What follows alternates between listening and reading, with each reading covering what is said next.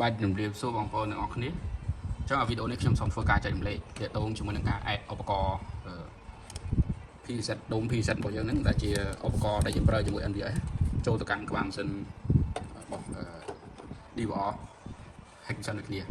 គាត់ថានឹងវាជាប្រភេទក្បាលម៉ាស៊ីន DVR អញ្ចឹងដោយសារក្បាលម៉ាស៊ីន DVR របស់ខ្ញុំហ្នឹងវា support ប្រភេទ IP camera ដែរបងប្អូនអូខេអញ្ចឹងយើងចូលមកកន្លែង IP camera អញ្ចឹងយើងឃើញមាននៅចំណុចនេះនេះអញ្ចឹងដោយសារ device ហ្នឹងគឺ default សម្រាប់ default ឧបករណ៍ preset Wi-Fi ហ្នឹងគឺវា IP ប៉ុណ្ណឹងបងប្អូន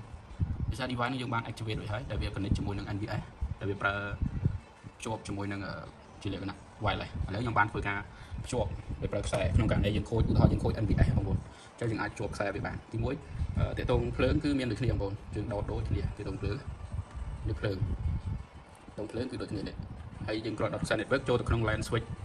ធ្វើម៉េចឲ្យមានអ៊ីនធឺណិតចូលដូចគ្នាឬក៏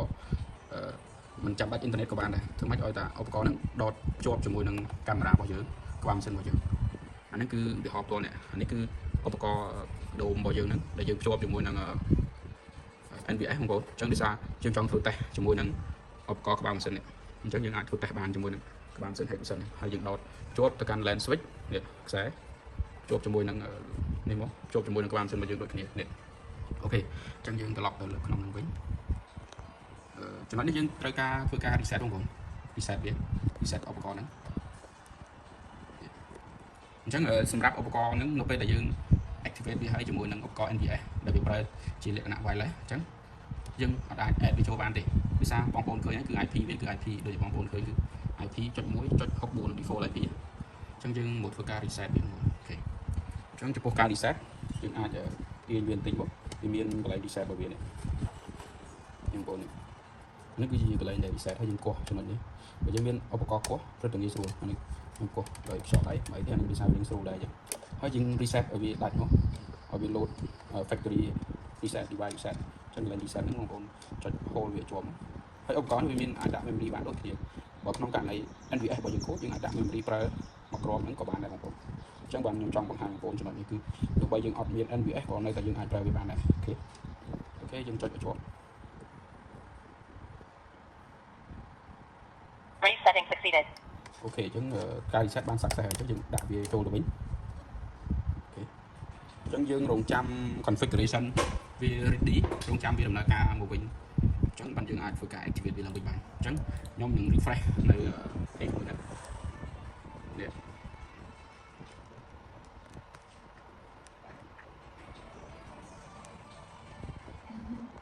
អញ្ចឹងយើងនឹង refresh វាចាំមើលរូតាទៅពេលវា up មកវិញវានឹង load លើ IP address មកវិញបងប្អូនអញ្ចឹងដូចបងប្អូនឃើញហើយគឺតើតើនឹង IP address ដដែលហើយតើតើ security វាចាញ់ inactive នេះវាចាញ់ inactive ទៅពេលដែលវាចាញ់ inactive បែបនេះគឺយើងអាចធ្វើការ activate វាបានហើយឥឡូវវាកំពុងតែ configuration initialize ខ្លួនវានេះកំពុងបើអញ្ចឹងយើងចាំវាប្រហែលជា1ឬ2នាទីបងប្អូនអូខេអញ្ចឹងបន្ទាប់មកយើងធ្វើការ activate device មកអញ្ចឹងយើង activate ពីក្បាលម៉ាស៊ីន DVR របស់យើងដោយសារ DVR វា support IP camera បានដូចជា2គ្រាប់សម្រាប់ឧបករណ៍របស់ខ្ញុំហ្នឹងអូខេអញ្ចឹងយើងចុច activate មកយើង tick ឲ្យ activate នេះអញ្ចឹងវាទាមទារឲ្យយើងដាក់ password មួយទៀតយើងអាចប្រើប្រាស់ channel default password តែយកល្អយើង set នៅលើកាមេរ៉ានឹងខ្លួនឯងមកខ្ញុំឧទាហរណ៍ខ្ញុំដាក់ AD hack add 25អញ្ចឹងបងប្អូនអញ្ចឹងយើងអាចបញ្ជូរមកsorry AD hack add 25អញ្ចឹងខាងក្រោមយើងដាក់ដូចគ្នា AD hack add នេះយើងចុចយូរមក25អូខេនេះយើងធ្វើការ activate ពីឧបករណ៍ដូចនៅពេលដែលយើង reset ទៅដូចវាទៅជា default ទាំងអស់អញ្ចឹងវា factory មិនគឺអញ្ចឹងវាយើងត្រូវការដាក់ IP password របស់វាអូខេអញ្ចឹងយើង set IP សំទោសឲ្យយើង set password នៅលើកាមេរ៉ារបស់ចុចអូខេនេះអញ្ចឹងឥឡូវយើងបាន activate វារួចរាល់ហើយបងប្អូនចំពោះ device ហ្នឹងណាអញ្ចឹងវាអត់ទាន់អាច connect ចូលបានទេដោយសារ default របស់វាគឺវាអត់ enable function DHCP ទេបងប្អូនអញ្ចឹងវាដាក់ status នៃ IP connected to other device អញ្ចឹងវាកំពុង connect ទៅកាន់ឧបករណ៍ NVS ហ្នឹងបងប្អូនអញ្ចឹងខ្ញុំដក NVS ចូល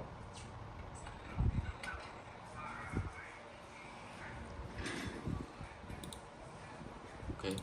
ទោះបីយើងអាច defend ដែរបងប្អូនយើងចុច ចំណុចនេះមកចុចកលេច edit ចឹងចំណុចនេះយើងអាច config IP ឲ្យកាមេរ៉ាហ្នឹងក៏បានដែរដោយសារយើងស្គាល់ password ស្គាល់អីអស់ហើយឬក៏មួយទៀតយើងអាចឲ្យវាចាប់ DHCP តែដោយសារនៅលើហ្នឹងយើងអាចធ្វើឲ្យបានទេដោយសារយើងធ្វើពីលើ NVR បងប្អូនអញ្ចឹងយើងបានត្រឹមតែ config IP ឲ្យឧបករណ៍ហ្នឹងចាំតិច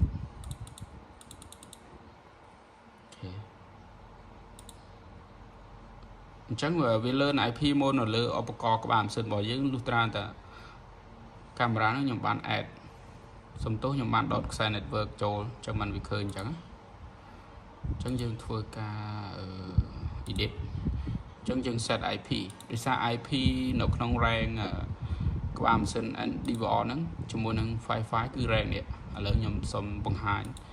IP ហ្នឹងនៅលើក្បាលម៉ាស៊ីនរបស់ខ្ញុំនេះខ្ញុំ enable DHCP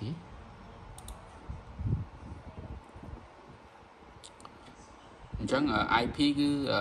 ក្បាលម៉ាស៊ីនរបស់ខ្ញុំវាចាប់បាន.10 អូខេចុចបាន.10អញ្ចឹងតាកតងកាមេរ៉ានឹងយើងអាចដាក់ធ្វើម៉េចកុំឲ្យជន់ IP ជាមួយនឹងឧបករណ៍ផ្សេងអញ្ចឹងខ្ញុំនឹងដាក់វាចុច IP នឹងចុចកាមេរ៉ាខ្ញុំដាក់ចុច11អូខេអញ្ចឹងបន្ទាប់មកយើងចូលទៅកន្លែងកាមេរ៉ានឹងវិញ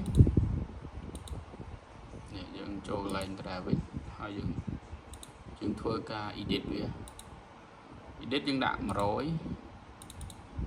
ខ្ញុំដាក់11អានេះសម្រាប់កាមេរ៉ាPTZ សំទោសសម្រាប់កាមេរ៉ាដូមដែលយើងបាន reset មុនហ្នឹងអញ្ចឹងខ្ញុំដាក់ password ដែលយើងបានដាក់វាមុនហ្នឹងដែរអាហ្នឹងគឺយើងប្រើវាដោយមិនចាំបាច់មាន NVS សម្រាប់កាមេរ៉ាមួយហ្នឹងអូខេអញ្ចឹងយើង apply មកធ្វើម៉េច password ឲ្យត្រូវហើយ IP យើង config ផ្ដល់ឲ្យកាមេរ៉ាមួយហ្នឹងអូខេអញ្ចឹងបន្ទាប់ពីយើង config ហើយឃើញវា status វា active ហើយអញ្ចឹងយើង add វាមកដោយសារវានៅក្នុង range IP ជាមួយនឹងក្បាលម៉ាស៊ីនរបស់យើងហ្នឹងនេះអញ្ចឹងយើងអាច add វាមកបានហើយប៉ុណ្ណឹងអូខេអញ្ចឹងយើង add មកនេះអញ្ចឹងទាក់ទង password វាដូចជា error ហើយអញ្ចឹង user wrong នៅពេលដែល user wrong យើងរកកន្លែង error default វាប្រហែលជាមួយដល់5អញ្ចឹងវា error បងប្អូនអញ្ចឹងយើងចូលកន្លែង edit នេះអញ្ចឹងយើងដាក់ password ឲ្យកាមេរ៉ានោះមកកាមេរ៉ាហ្នឹងមុនហ្នឹងយើង config password adhack add 25បងប្អូនអញ្ចឹងយើង view មើលនេះអូខេអញ្ចឹងនេះ IP វា11អូខេហើយតាកតង channel ឬ port លេខ1អូខេអញ្ចឹងយើងអូខេមកអូខេចាំមើលវាដើរអត់អូខេឥឡូវវាឃើញវា active ហើយបងប្អូនអញ្ចឹងយើងចូលកន្លែង live view នេះអញ្ចឹងយើងអាចមើលកាមេរ៉ានឹងបានដែរអញ្ចឹងតាកតងនឹងកាមេរ៉ាហ្នឹងវាយើងអាច PTZ បានទៀតដោយសារវាជា page ដូមដែរតែដូមជាលក្ខណៈ PTZ យើងអាច ray ឲ្យបានដែរអូខេអញ្ចឹងបងប្អូនតាកតងវីដេអូនេះខ្ញុំមានតែប៉ុណ្្នឹងទេអាហ្នឹងគឺជាការ add ឧបករណ៍ដូមដែលយើងប្រើជាមួយ Wi-Fi ភ្ជាប់ទៅកាន់ក្បាលម៉ាស៊ីនរបស់យើងដោយតាមរយៈ IP ហើយអានេះ status កន្លែង status Wi-Fi ហ្នឹងឃើញវាដាក់ NA បងប្អូនអាហ្នឹងគឺដោយសារឧបករណ៍ហ្នឹងកំពុងជាប់ជាមួយខ្សែអញ្ចឹងវា error ហ្នឹងហើយអូខេអញ្ចឹងនៅលើវីដេអូហ្នឹងខ្ញុំមានតែប៉ុណ្្នឹងទេសូមអរគុណជាថ្មីម្ដងទៀតសម្រាប់ការតាមដានទស្សនាវីដេអូមួយហ្នឹងតាំងពីដើមរហូតដល់ចប់បងប្អូនអញ្ចឹងសូមអរគុណសូមជម្រាបលាបងប្អូន